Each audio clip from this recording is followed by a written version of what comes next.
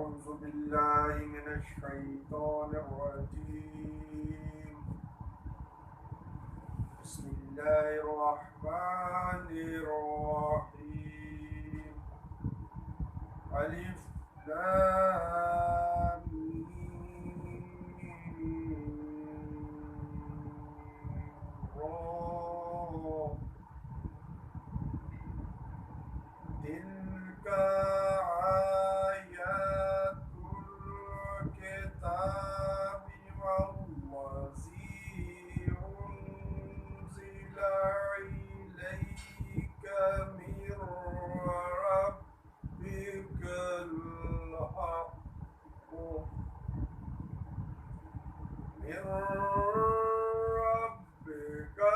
الحق ولكن أكثر الناس لا يؤمنون.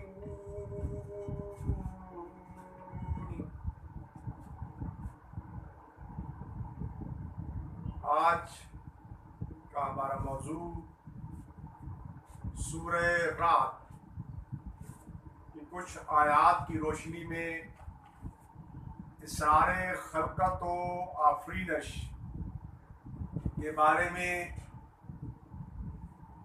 کچھ وضاحت کرنے کی میں بصیرت ایک طالب علم کوشش کروں گا، جس میں ہمارا موضوع اسرار خلقت و آفرینش ہے، مثلاً آسمانوں کا بغیر ستون کے ہونا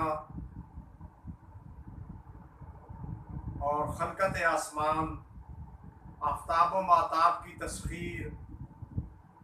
زمین کے قطعات کی خلقت اور انگوروں کے باغ، نخلستان اور لہلہاتے کھیتوں کا جس میں ذکر کیا گیا سورہ رعد میں۔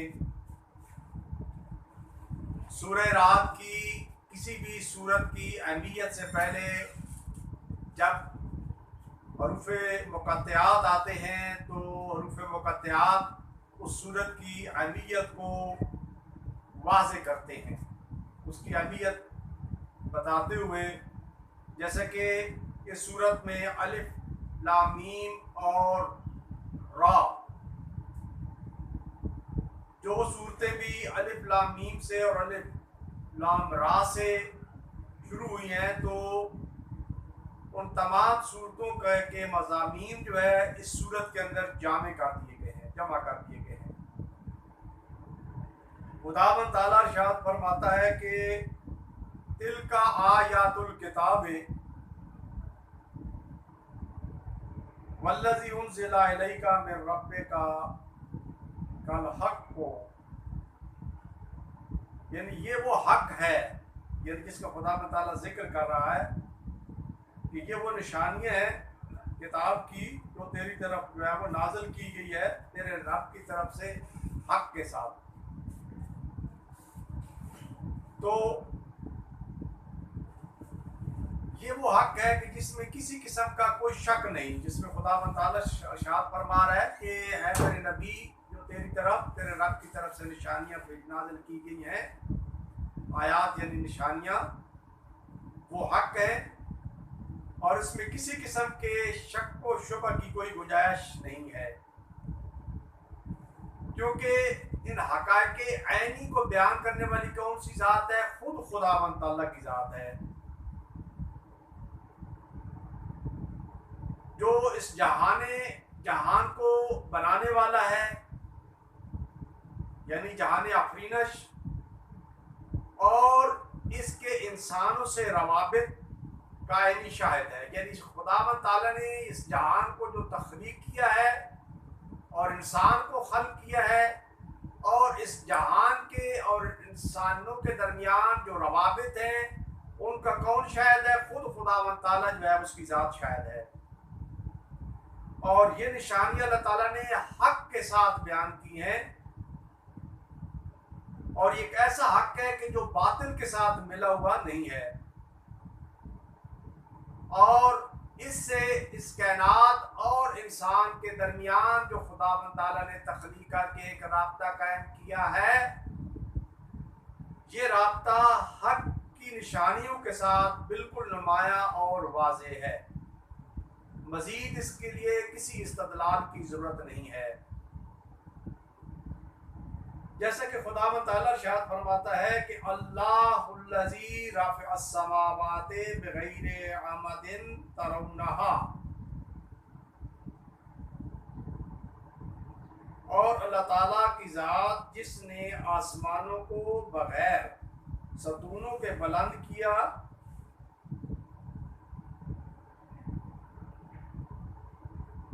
کہ خداوند تعالیٰ ہی کی وہ ذات ہے کہ جو آسمانوں کو جیسے کہ ہم دیکھتے ہیں بغیر ستونوں کے قائم کیے ہوئے ہیں، یعنی جن کو مرئی ستون کہا جاتا ہے، یعنی مرئی ستونوں کے سے بلند کیا گیا ہے۔ اسی کے بارے میں حضرت امام علی بن موسیٰ رضا علیہ السلام سے حسین بن خالد نے جب پوچھا کہ یہ جو خداوند تعالیٰ نے کہا ہے کہ اس آسمان کی قسم جو راستوں کا حامل ہے، اس سے کیا مراد ہے؟ امام علیہ السلام نے فرمایا کہ اس آسمان کے زمین کی طرف راستے ہیں، یعنی آج سے کئی سو سال پہلے امام علیہ السلام بتا رہے ہیں کہ خداوند تعالیٰ یہ فرما رہا ہے کہ اس آسمان کے زمین کی طرف راستے ہیں جو آج سائنس جو ہے وہ جس تک آج آ کر پہنچی ہے۔ حسین بن خالد کہتے ہیں کہ میں نے عرض کیا کہ یہ کیسے ہو سکتا ہے اے امام مولا کہ آسمان زمین کے ساتھ ارتباطی راستہ رکھتا ہو؟ تو امام علیہ السلام نے فرمایا کہ خداوند تعالیٰ فرماتا ہے کہ آسمان ستون کے بغیر ہے۔ اس پر امام علیہ السلام نے فرمایا سبحان اللہ، کیا خدا نے نہیں فرمایا الیس اللہ یقول بغیر عمد ترونہا، کہ بغیر ایسے ستون کے جو قابل مشاہدہ ہو؟ فقلت بلا، راوی کہتا ہے کہ میں نے کہا جی ہاں۔ فقالت، امام علیہ السلام نے فرمایا ثم عمد ولکن اللہ ترونہا، فرمایا کہ پس ستون تو ہیں لیکن تم انہیں نہیں دیکھ پاتے، یعنی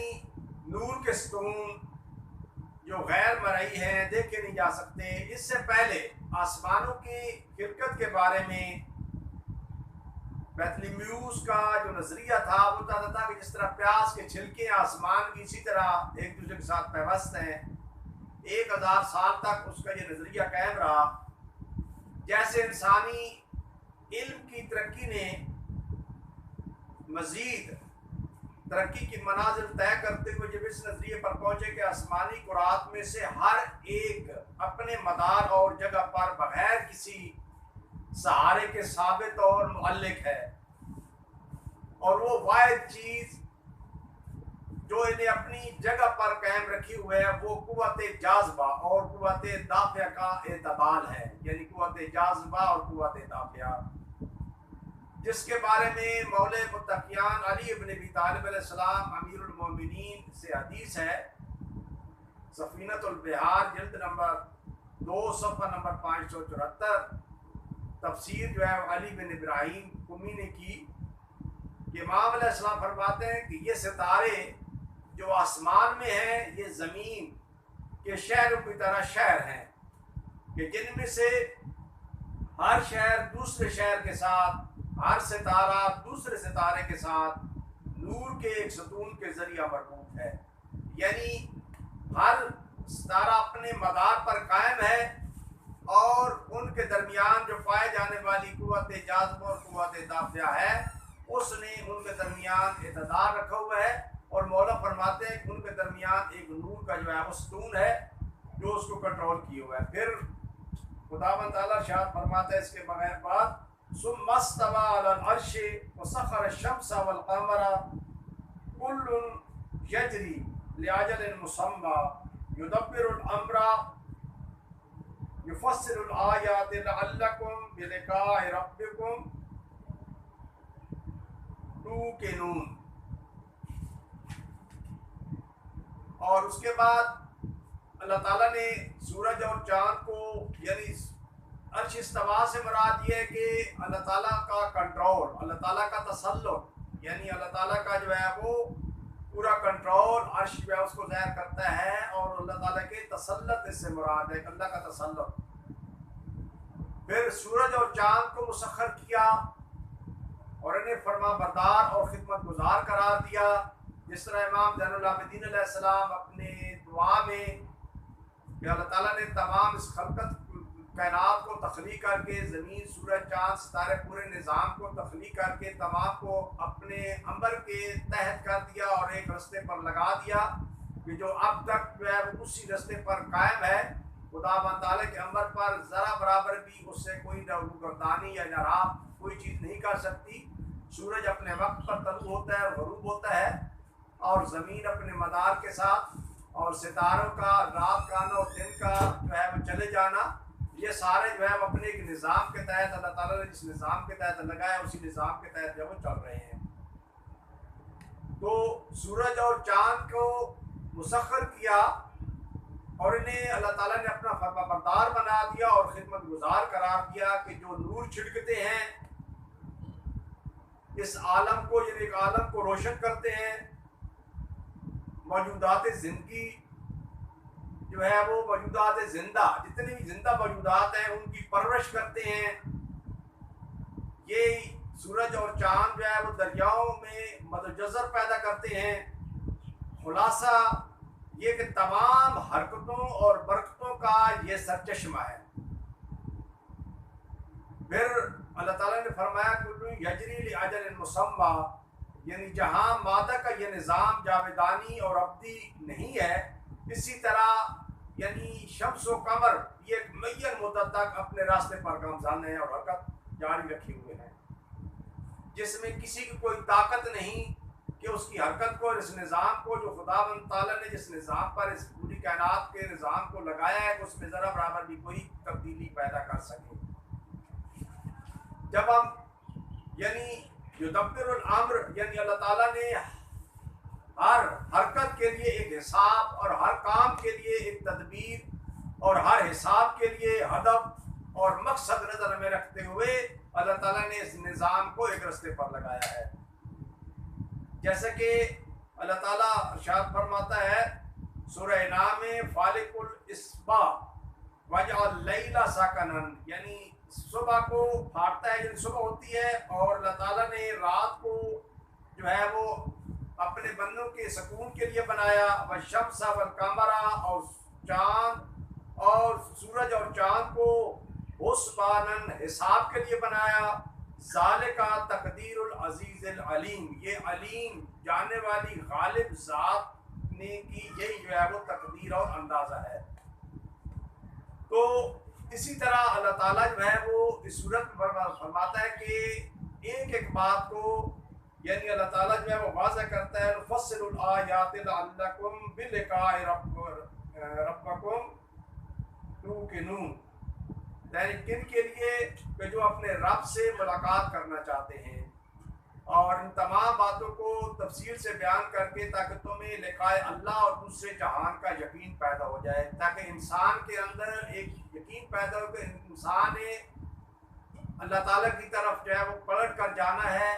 اور یہ دنیا فانی ہے، اور اصل انسان کا ہدف جو ہے وہ لقاء اللہ ہے اور آخرت معاد کے اوپر، تاکہ انسان کا پختہ یقین ہو جائے۔ پھر خدا تعالیٰ ارشاد فرماتا ہے هو الذی مد الارض وجعل فیہا رواسیٰ وانہارا، پھر اللہ تعالیٰ جو ہے وہ ارشاد فرماتا ہے کہ اللہ تعالیٰ نے زمین کو پھیلایا اور پھر اس کے اندر پہاڑوں کو گاڑا، یعنی پہاڑوں نے ایک دوسرے سے اس طرح گاڑا کہ پہاڑ جو ہے ایک دوسرے سے پنجے ڈالے ہوئے ہیں، اور ذرا کی طرح ساری سطح زمین کو ڈھانپا ہوا ہے، زرہ کی طرح، جیسے زرہ جو ہے وہ انسان زرہ پہنتا ہے تو زرہ انسان کو ڈھانپ لیتی ہے، اسی طرح اللہ تعالیٰ جو ہے وہ فرما رہا ہے کہ پہاڑوں نے ایک دوسرے سے جو ہے وہ پنجے ڈالے ہوئے ہیں اور زرہ کی طرح ساری سطح زمین کو ڈھانپا ہوا ہے، تاکہ اندرونی دباؤ بھی ختم کر سکیں اور باہر سے چاند کی بہت زیادہ قوت جاذبہ اور مد و جزر کو بھی روکے رکھیں، اور اس طرح زمین کو انسانی زندگی کے آرام و سکون کے لیے برقرار رکھیں۔ انہارا زمین کی آبیاری کے لیے نظام کا پہاڑوں سے ارتباط۔ میں نے یہ جو کوشش کر رہا ہوں ایک طالب علم کی حیثیت سے کہ تاکہ آج کا انسان، آج کا طالب علم، آج کا نوجوان جو سائنس کا مطالعہ کر کے حیران اور تغیر کا شکار ہوتا ہے کہ مختلف طرح کے سوالات اس کے ذہن میں اٹھتے ہیں، لیکن قرآن جو ایسی کتاب ہے، اللہ تعالیٰ کی ایسا کلام ہے کہ جس میں ہر چیز روشن اور واضح ہے اور ہر چیز کا ذکر ہے، تاکہ ایک مسیحت مسلمان نوجوان جو ہے وہ یہ یقین پیدا کر لے کہ سائنس جتنی بھی ترقی کر لے، ہمیشہ قرآن اور دین جو ہے اس سے فوق ہے، یعنی اس کے اوپر اعلیٰ ہے، بلند ہے۔ وہ کچھ گتھیاں تو سلجھا سکتا ہے، لیکن اسلام جو ہے اس کا جو مقام ہے اس کے اوپر کبھی بھی کوئی علم غالب نہیں آ سکتا، اور بلکہ اسلام ہی اس کا مصدر ہے، اور اسلام ہی اس کے سائے میں رہتے ہوئے اس کو جو ہے وہ صحیح طور پر سمجھ سکتا ہے۔ یعنی زمین کی آبیاری کے نظام کا پہاڑوں سے ارتباط، یعنی انہار۔ آپ دیکھتے ہیں کہ بلند بالا پہاڑوں پر کی چوٹیوں پر برف باری ہوتی ہے، برف آتی ہے، برفوں کے پہاڑ ہوتے ہیں، وہ پگھلتے ہیں، ندیوں نالوں میں آتے ہیں، دریاؤں میں آتے ہیں، اور مختلف جو ہے وہ اس سے جو ہے وہ زمینیں سیراب ہوتی ہیں، ارتباط پیدا ہوتا ہے، جس سے مختلف باغات اور چمن اگتے ہیں، اور لوگوں کی جو ہے وہ ضروریات زندگی کو جو ہے وہ زیادہ جو ہے وہ مستفید بناتے ہیں، اور زرخیز زمین ہی ان سے فائدہ اٹھا سکتی ہے، اور شوریلی زمین جو ہے وہ فائدہ اٹھا نہیں سکتی۔ اسی طرح باقاعدہ ایک ربط اور رابطہ موجود ہے، سائیکلک ہے، کہ جیسے جو ہے وہ پانی پھر سمندر میں آتا ہے، وہاں پہ ٹمپریچر کے ساتھ، اسی مد جزر کے ساتھ پھر جو ہے وہ بادل بنتے ہیں، پھر دوبارہ برستے ہیں، پھر پانی بنتا ہے، اور یہ ایک نظام سائیکلک ہے کہ جو خدا تعالیٰ نے جو ہے وہ پیدا کیا ہے۔ پھل، زمین، پانی اور سورج کی روشنی سے ان سب کے ارتباط سے وجود میں آتے ہیں، یعنی یہ جتنا ہے ان کے درمیان ایک ربط ہے، ارتباط ہے۔ پھر اللہ تعالیٰ فرماتا ہے جعل فیہا زوجین اثنین، کہ پھر اللہ تعالیٰ فرماتا ہے کہ زوجین اثنین